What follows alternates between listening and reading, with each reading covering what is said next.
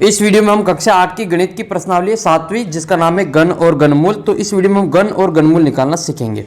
जिस प्रकार हम छठी प्रश्नावली में वर्ग और वर्गमूल ज्ञात किया, उसी प्रकार से ये 7वीं प्रश्नावली है घन और घनमूल।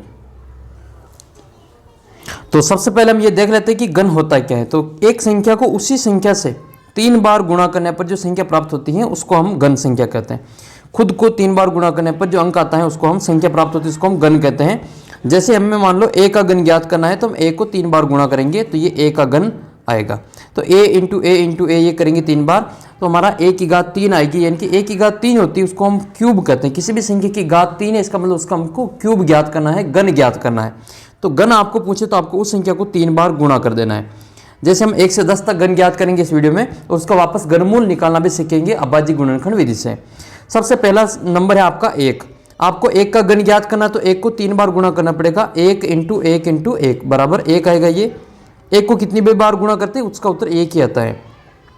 अब हम ज्ञात करेंगे 2 का घन। 2 का घन मतलब होता है 2 गुणा 2 गुणा 2। इसको हम 3 बार गुणा करेंगे 2 को गुणा में, तो ये 2 दूनी तो 4 हो जाएगा और 4 दूनी 8 हो जाएगा। अब हम क्या करेंगे, इसमें 3 का घन ज्ञात करेंगे। तो 3 का घन ज्ञात करने के लिए हम गुणा करेंगे 3 को 3 बार। तो 3 गुणा 3 ये बराबर आएगा आपके 3 तिया 9 और 9 तिया 27। इसका आंसर आ जाएगा आपके 27, यानी कि 3 का घन कितना होता है तो 27 होता है। इसी प्रकार से हम 4 का घन ज्ञात करेंगे तो 4 गुणा 4 बराबर 64, यानी कि 4 चौक 16 और 16 को 4 से करेंगे तो 64। तो ये 4 का घन है हमारे पास में 64। अब हम ज्ञात करेंगे 5 का घन, यानी कि 5 गुणा 5 यानी कि 5 और 5 25 और 25 को हम 5 से गुणा करेंगे तो यह आएगा हमारे 125। जैसे जैसे आप आगे जाएंगे तो संख्या वैसे वैसे आगे बढ़ती जाएगी। 6 का घन ज्ञात करने के लिए हम 6 को 3 बार गुणा करेंगे। 6 इंटू 6 गुणा 6, 6 को 6 से गुणा किया तो 36 आया। फिर 36 को हमने 6 से गुणा किया तो कितना आया 216। तो 6 का घन पूछे तो आप करेंगे 216। इसी प्रकार से 7 का घन ज्ञात करना तो हम 7 को 3 बार गुणा में लिखेंगे। 7 इंटू 7 49 और गुणा 7 करेंगे तो 49 को वापस 7 से गुणा करेंगे तो 49 को 7 से गुणा किया तो इसका आंसर आया 343, यानी कि 7 का घन कितना हो गया 343। अब आपको 8 का घन ज्ञात करना है तो हम 8 का घन ज्ञात करेंगे। 8 को 3 बार गुणा में लिखेंगे। 8 गुणा 8 को 8 से गुणा करेंगे तो यह 64 आएगा। फिर 64 को हम 8 से गुणा करेंगे तो हमारे पास में उत्तर आएगा 512। तो 8 का घन कितना आया 512। फिर हम घन ज्ञात करेंगे 9 का। तो 9 का घन ज्ञात करने के लिए हम 9 को 3 बार गुणा करेंगे। 9 इंटू 9 तो 9 में कितने होते हैं 81। एक और 9 से गुणा करेंगे तो ये हमारे 981 को 9 से गुणा करें तो 729। तो 9 का घन कितना गया हमारे पास में 729। इसी प्रकार से हम 10 का घन ज्ञात करेंगे तो 10 को 3 बार गुणा करेंगे। 10 गुणा 10 10 को 10 से गुणा करें तो 100 आएगा। फिर 100 को 10 से गुणा करेंगे तो कितना आ जाएगा हमारे पास में 1000। इस प्रकार से हमने 1 से लगा के 10 तक की संख्या का घन ज्ञात कर लिया। हम वापस देख लेते हैं इसको जल्दी से, फिर इसका घनमूल भी ज्ञात करते हैं। 1 का घन पूछे तो आप 1 बताएंगे। 1 का घन 1, 2 का घन 8, 3 का घन 27 होता है, 4 का घन 64, 5 का घन 125, 6 का घन 216, 7 का घन कितना है 343 और 8 का घन है 512। फिर 9 का घन है 729 और 10 का घन कितना आया था 1000। ये 1 से लगा के 10 तक की संख्या का हमने घन ज्ञात कर लिया। अब हम इसका घनमूल ज्ञात करेंगे।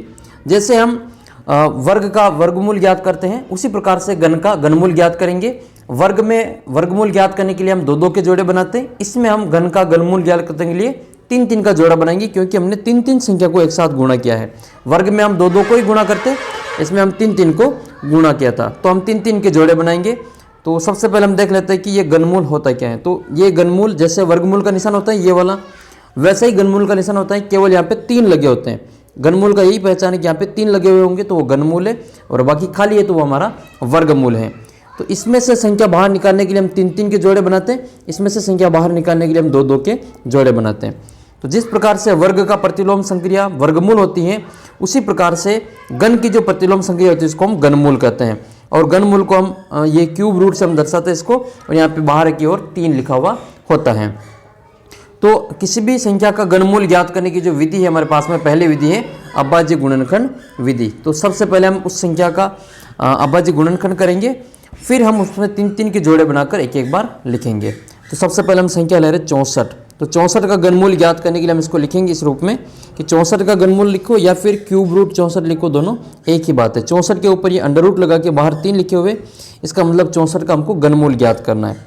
तो घनमूल ज्ञात करने के लिए हम इसमें 64 के अभाज्य गुणनखंड करेंगे। सबसे पहले 64 में 2 का भाग देंगे, क्योंकि इसका इकाई अंक 4 है तो इसमें 2 का भाग चला जाएगा। तो 2 का भाग देंगे, 64 में 32 बार जाएगा, फिर 32 में 2 का भाग देंगे 16 बार जाएगा, फिर 16 में 2 का भाग देंगे 8 बार जाएगा, फिर 8 में 2 का भाग जाएगा 4 बार, फिर 4 में 2 का भाग देंगे 2 बार, फिर 2 में 2 का भाग देंगे 1 बार। इस प्रकार से जब तक 1 नहीं आ जाए लास्ट में तब तक आपको भाग देते रहना है, और भाग अभाज्य संख्या का ही देना है। और ये अभाज्य संख्या कौन कौन सी होती है? तो अभाज्य संख्या होती है एक तो आपके 2, 3, 5, 7, 11, 13, 17, 19, 23, 29, वो संख्या जो केवल खुद के पहाड़ में आती हैं, फिर खुद की टेबल में आती हैं, उसको हम अभाज्य संख्या कहते हैं। यानी कि इसमें खुद का ही भाग जाता है और किसी का भाग नहीं जाता है। ये सभी अभाज्य संख्या हैं। 2, 3, 5, 7, 11, 13, 17, 19, 23, 29, ये मैंने 30 तक जो संख्या लिखी है वो अभाज्य संख्या है। आगे भी होती है, जैसे 31 होती है, 37 होती है, 41, 43, 47, ये 50 तक की संख्या में अभाज्य संख्या आती हैं। तो ये सभी जो हमने संख्या लिखी इसको हम यहाँ पे इसके अंदर लिखेंगे। तो इस 64 को हम क्या लिख सकते हैं? 64 को हम लिख सकते हैं 2 गुणा 2, इसमें 6 बार लिखेंगे। ये 2 गुणा 2 गुणा 2 गुणा 2 गुणा 2 गुणा 2, ये 6 बार क्यों लिखा? क्योंकि इधर जो आ रहा है हमारा 6 बार, ये 2 आ रहे हैं, तो हमने इसको इसके अंदर लिख लिया। फिर इस क्यूब रूट से बाहर निकालने के लिए हम 3-3 के एक जैसे ये ट्रिपलेट बनाते हैं। 3-3 के एक साथ लेंगे और उसको हम एक बार लिखेंगे। तो इसका जो 3 है, ये वाले 2, उसको हम एक बार लिखेंगे, इस वाले 2 को भी हम एक बार लिखेंगे। 3-3 के ट्रिपलेट बन गई है, इसको हम एक बार लिखेंगे, यहाँ पे 2, इसको भी लिखेंगे हम एक बार, ये वाला 2। तो इसका जो आंसर आएगा वो 2 × 2 आ जाएगा। फिर इस 2 और 2 को गुणा करेंगे तो कितना आ जाएगा हमारा? 4 आंसर आ जाएगा। तो इसका जो घनमूल आया 64 का वो कितना है? इसमें 4 है। तो आपको ये 64 का घनमूल लिख लेना है यहाँ पे 4। इसी प्रकार से हम आगे की संख्या लिखेंगे। 125 का घनमूल ज्ञात करने के लिए कहा है आपको, तो फिर आपको इस प्रकार से लिखना है क्यूब रूट 125, और फिर आपको 125 का वापस अभाज्य गुणनखंड करना है। सबसे पहले 125 में हम 2 का भाग देंगे, लेकिन 2 का भाग इसमें नहीं जाएगा क्योंकि इसका जो इकाई का अंक है वो 5 है। फिर हम इसमें 3 का भाग देने की कोशिश करेंगे, तो चेक करेंगे कि पहले 3 का भाग इसमें जाता है या नहीं जाता है। तो 3 के लिए हम क्या करते हैं? संख्या को जोड़ के देखते हैं। 1, 2 और 5 को जोड़ेंगे, तो 1 और 2 और 5 को जोड़ेंगे तो इसका जो जोड़ आएगी वो 1, 2, 3 और 5, 8 ही आएगी। 8 में 3 का भाग नहीं जाता है, इसलिए 125 में भी 3 का भाग नहीं जाएगा। फिर हमारी अगली संख्या आती है 5, तो इसमें 5 का भाग चला जाएगा, क्योंकि किसी भी संख्या का इकाई अंक या तो 0 होगा या फिर 5 होगा, तो उसमें हम 5 का भाग आसानी से दे सकेंगे। तो इसके लास्ट में 5 है तो हम 5 का भाग दे देंगे। तो सबसे पहले इसमें हमने 5 का भाग दिया 125 में, तो ये 25 बार गया। फिर 25 में 5 का भाग देंगे तो 5 बार जाएगा। फिर 5 में 5 का भाग 1 बार जाएगा। तो ये 125 को हमने लिखा 5 गुणा 5 गुणा 5, ये 3 बार लिख लिया।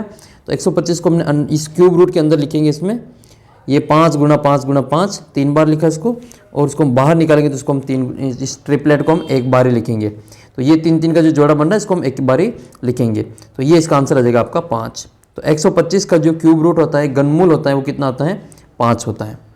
अगली संख्या हम ज्ञात करेंगे इसमें 216 का घनमूल। ये सबसे ज़्यादा गलत होने वाला सवाल है, क्योंकि ये हर बार है जो इसमें भाग करने में मिस्टेक हो जाती है। 216 का घनमूल ज्ञात करेंगे तो क्यूब रूट 216 है।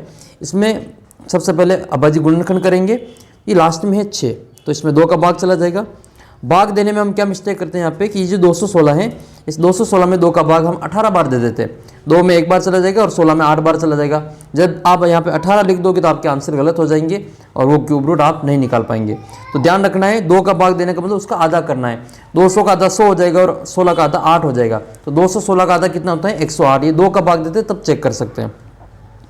तो इस प्रकार से जब आप यहाँ पे 18 लिखोगे तो गलत हो जाएगा, और ये 108 लिखने पर आपका आंसर सही आएगा।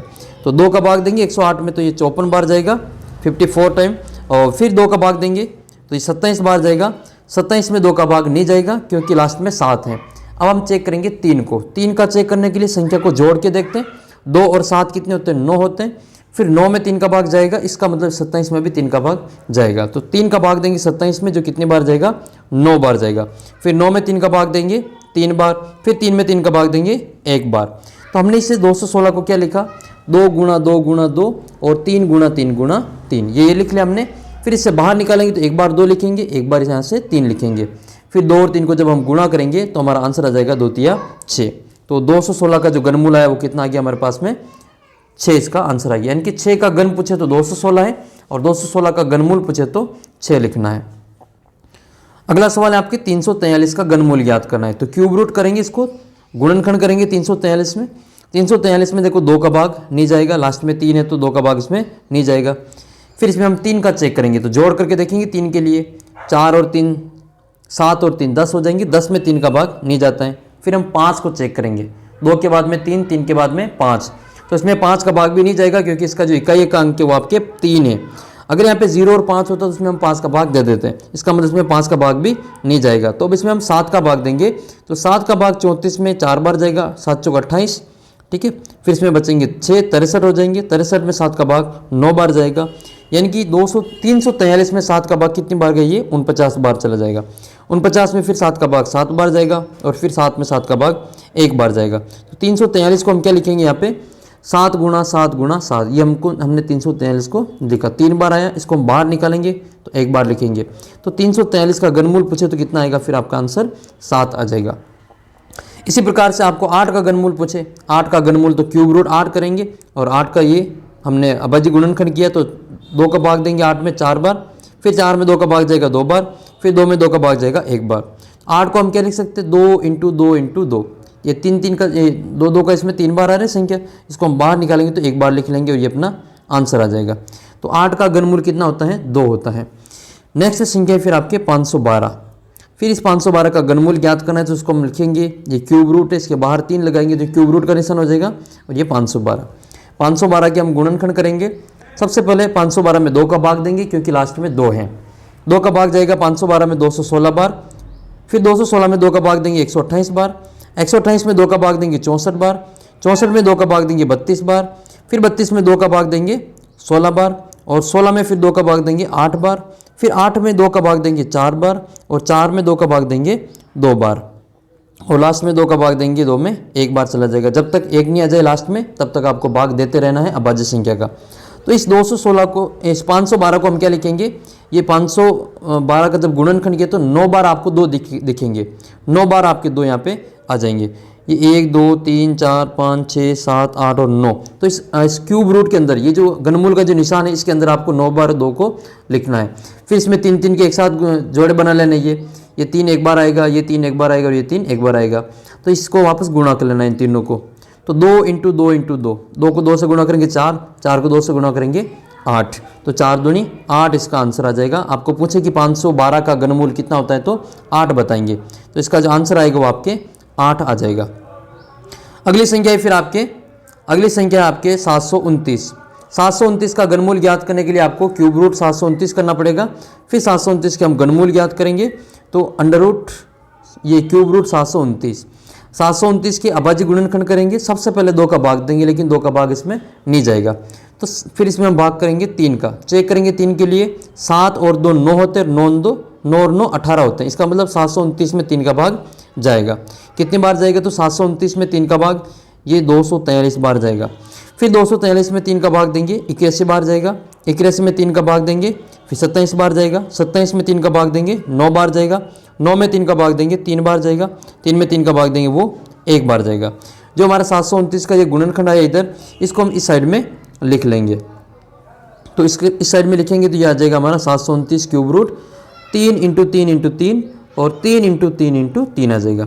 फिर इस 3 को एक बार लिखेंगे, बाहर निकालेंगे तो, और 3 को 3 से गुणा करेंगे तो 3 3 9 अपना आंसर आ जाएगा। तो 729 का कोई घनमूल पूछे आपको तो कितना बताएंगे, 9 बताएंगे। इसी प्रकार से हम 1000 का घनमूल ज्ञात करेंगे। तो 1000 का घनमूल ज्ञात करने के लिए 1000 के गुणनखंड करेंगे। सबसे पहले इसमें 2 का भाग देंगे क्योंकि लास्ट में 0 है, तो इसमें 2 का भाग चला जाएगा। 1000 में 2 का भाग जाएगा 500 बार, फिर 500 में 2 का भाग जाएगा 250 बार, फिर 250 में 2 का भाग जाएगा 125 बार। अब हम इसमें 2 का भाग नहीं जाएगा, 125 में 2 का भाग नहीं जाएगा तो हम 3 का चेक करेंगे। तो 1 और 2 3 और 5 8 हो रहे, 8 में 3 का भाग नहीं जाता है, तो 125 में भी 3 का भाग नहीं जाएगा। अब हम भाग करेंगे 5 का, तो 5 का भाग 125 में चला जाएगा क्योंकि इसका जो इकाई का अंक है वो 5 है। अगर किसी संख्या का इकाई अंक 0 हो या फिर 5 हो तो उसमें 5 का भाग पूरा पूरा जाता है। तो 125 में 5 का भाग 25 बार जाएगा, फिर 25 में 5 का भाग 5 बार जाएगा और 5 में 5 का भाग 1 बार जाएगा। तो हम लिखेंगे इस 1000 को 2 गुणा 2 गुणा 2 और 5 गुणा 5 गुणा 5। फिर इसमें हम एक एक बार लिखेंगे इस 2 को, और 5 को भी एक बार लिखेंगे, क्योंकि 3-3 के जोड़े बनने चाहिए घनमूल में, बन रहे पूरे पूरे। तो इसको 2 को लिखा, इस 5 को लिखा, और 2 और 5 को हमने गुणा किया तो कितना आया, 2 पंजे 10। तो इसका जो आंसर आया वो आपके आ गया यहाँ पे घनमूल 10। मैं आपको 2 प्रश्न पूछता हूँ, उसका उत्तर आप कमेंट करके बताना। एक तो आपको 27 का घनमूल ज्ञात करना है, 27 का घनमूल, 27 का घनमूल कितना होता है आप कमेंट करके बताना। और एक आपको 12 का घन ज्ञात करना है, 12 को 3 बार गुणा करके इसका उत्तर बताना।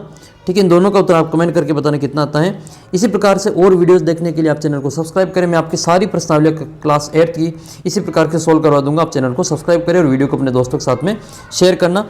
और इसकी पूरी PDF आपको टेलीग्राम इसमें व्हाट्सअप ग्रुप में मिल जाएगी। व्हाट्सअप ग्रुप का लिंक आपको नीचे डिस्क्रिप्शन बॉक्स में दे रखा है। तो चैनल को सब्सक्राइब करके व्हाट्सअप ग्रुप ज्वाइन कर लेना। इसी प्रकार के इंपॉर्टेंट वीडियो आपको वहाँ पे मिलते रहेंगे।